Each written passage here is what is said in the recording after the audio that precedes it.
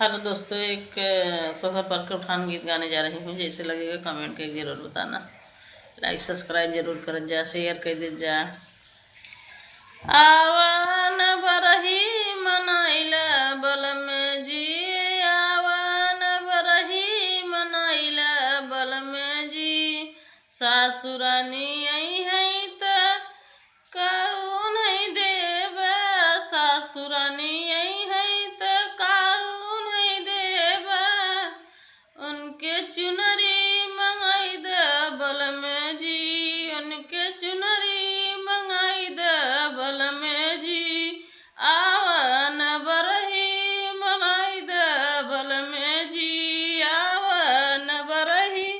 मनाई दे बलम जी, जेठनी रानी आई है तो उन्हें काहू देवा, जेठनी रानी आई है तो उन्हें काहू देवा, काने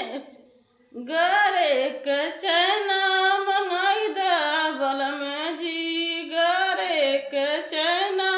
मंगाई दे बलम जी, आवन बरही मनाई दे बलम जी, आवन बरही मनाई दे बलम जी,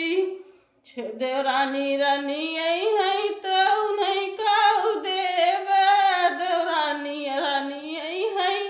तो उन्हें काहू देवा,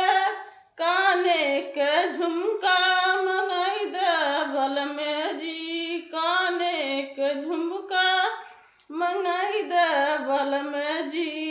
आवन बरही मनाई दे बलम जी, आवन बरही मनाई दे बलम जी, ननद रानी आई है तो उन्हें काहू देवा,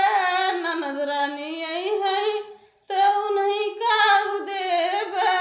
हाथे के कंगना मंगाई दे बलम जी, हाथे के कंगना मनाई दे बलम जी, आवन बरही